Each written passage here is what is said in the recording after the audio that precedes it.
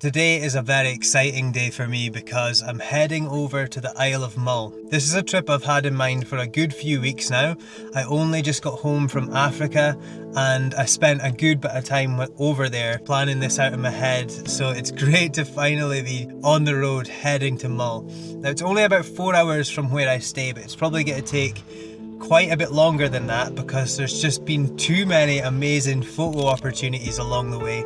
Just as we were coming into Aviemore on the left, looking over at the Cairngorm Mountains, there was like a dramatic dark sky behind the mountains, but the light was casting across the whole lot, and I obviously had to stop for that. So hopefully that's a good sign of more to come, because I only just got into wildlife photography like literally last week.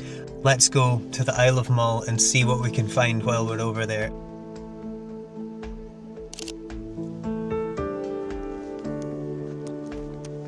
This is beautiful.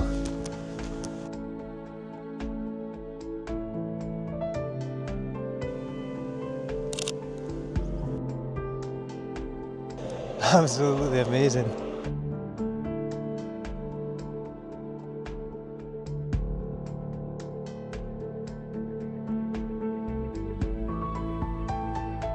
Getting loaded onto the ferry.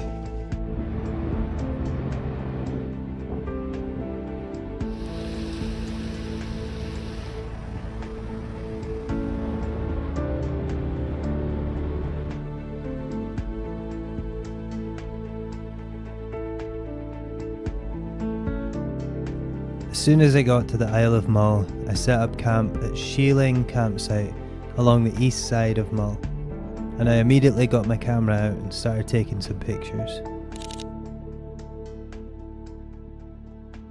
But not long after that, in typical Scottish fashion, the rain came on heavy, but I wasn't going to let that stop me from enjoying the views. Luckily for me, the weather changes quickly here, so once the rain had stopped, I went back out and waited for sunset before settling in for the night.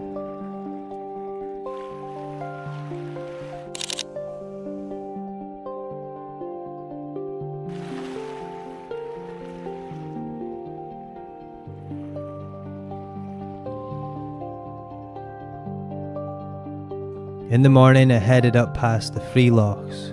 My plan was to find some wildlife, but no matter how hard I tried, I couldn't find anything. So I decided to spend some time concentrating on landscapes.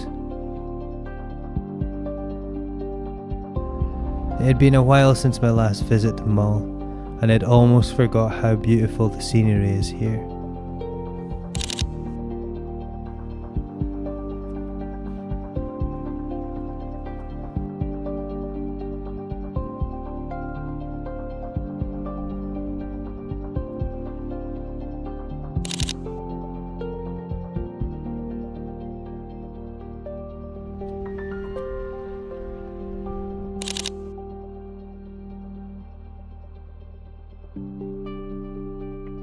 This morning I decided to take the advice of one of the locals I met in the spar, and he said, you should really try coming down Grass Point because there's lots of deer down there, especially if you get up early in the morning. So up I get, come down this road, and right enough, couple miles in, the deer were just on the road.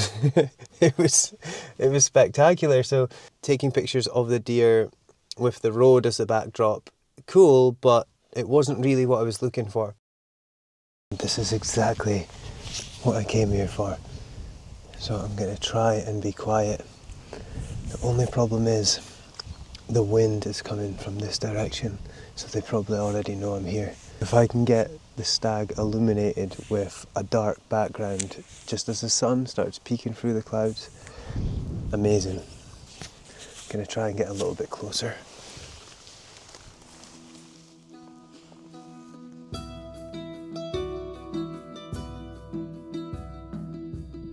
Literally spiders crawling on my legs, but I don't want to move.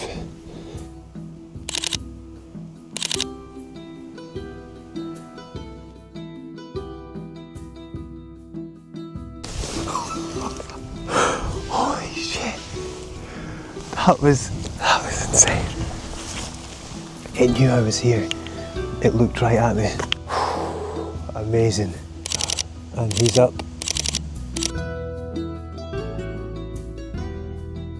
Oh, wow, wow.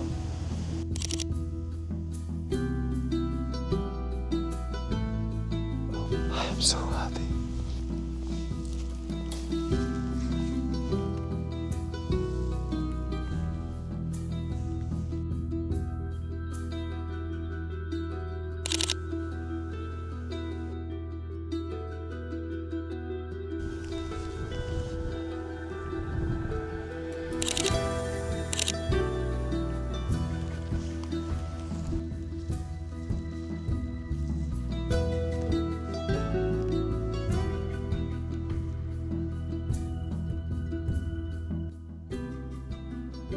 I'm going to position myself with this yellow flower in the foreground. I think that'll look amazing. I can't believe I'm getting so close to these animals without them being completely spooked.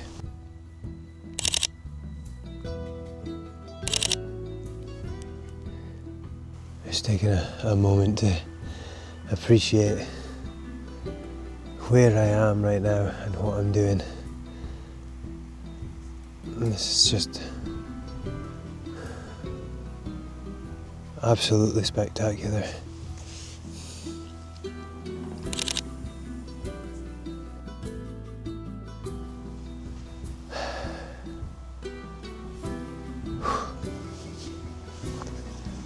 No words. I knew when I got this lens that it was for wildlife photography. I've never really done it, and I just didn't know how different it was going to feel. It's amazing. You know when you get a good landscape photo or something like that, you look at the screen and it's like, oh wow, this is great. It's different. It's just a different feeling when there's an animal looking back at you and you take that moment, and honestly, I'm hooked. It's addictive and it feels great. So for the rest of the day, what I'm going to do is pack up camp, because I've been sleeping on a campsite. I'm getting a wild camp tonight because it's the last night, and see where the rest of the day takes us.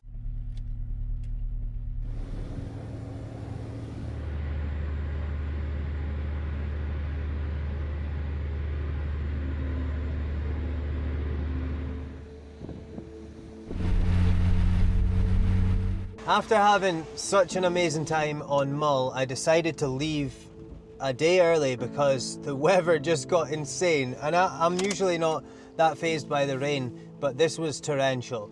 And windy.com reckoned it was only 1 water droplet of rain, and it was forecast for 4 water droplets. So I didn't want to hang around and find out just how bad it was going to be. So I'm now on the A82, which is the road that goes through Glencoe. But I kind of think I've shot myself in the foot because the rain has definitely followed us over here.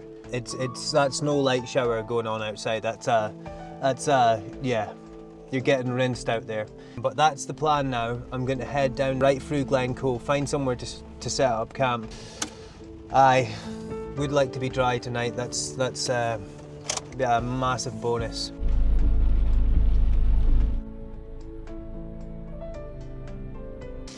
So it would appear that I found a place to stay for the night. It's not signposted to say that I can't stay here, and there's evidence of a fire someone's had, so I'm going to take my chances. It's the best spot that I've seen so far along this little side road. This is a new tent. I only just got this one. It's the Braemar 200 Plus. Oh yeah, that's very helpful, girl. And yep, you just get a good stamping on the top of it. I'm glad I got to pitch this tent in the dry. Come here. Come.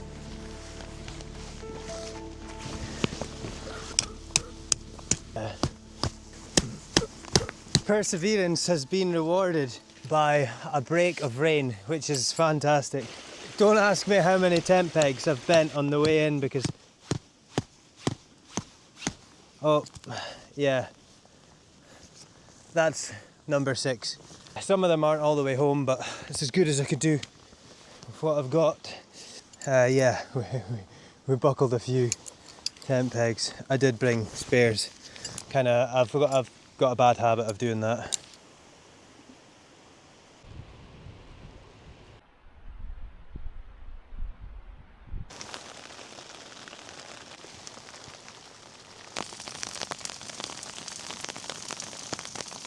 Well, tonight we definitely find out if the Braemar 200 Plus is waterproof. Holy shit, son, it is wild out there. I will be impressed. I genuinely will be impressed if it's dry in here tomorrow morning. Time will tell. Good morning from a very damp Glen Cove. What I'm going to do is head back the way I came towards the meeting of the Free Waters, because there's a lot of mist rolling over the hills and I just can't, I can't help but think how cool some of the shots might be if I go back that way. So I'm going to take advantage of the weather conditions right now because the rain stopped, and I think this is a really good opportunity to get back down there. Tent update for those of you wondering, the Braemar 200. I think it's slightly cheeky to call your tent after a Scottish icon if it can't withstand one night of heavy rain. It's wet in there. It's funny because my last tent, it had a hydrostatic head of 8,000 and 4 nights in Ullapool and it was soaked to the skin, and that just lasted the one, so. Well, this is proving to be very, very difficult. So the problem I have is the light's gone completely, and every time I go out to take a photo, I can't seem to get one shot without the lens just being absolutely covered in water. And because there's no light, the photos are just really dull and flat and unexciting, and that's making me feel a little bit uninspired, to be honest. There's no break of rain today, as the forecast says, but at 1 o'clock there could be a little bit more light. Whether the light gets through this very thick and dense cloud cover is a different story. In the end, I decided to get my waterproofs on, grab the camera and take the dog for a walk.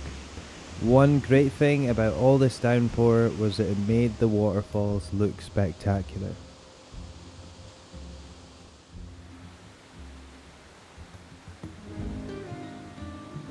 After a while, we got rewarded with a brief gap in the weather, and I managed to take one of my favourite photos from the entire trip.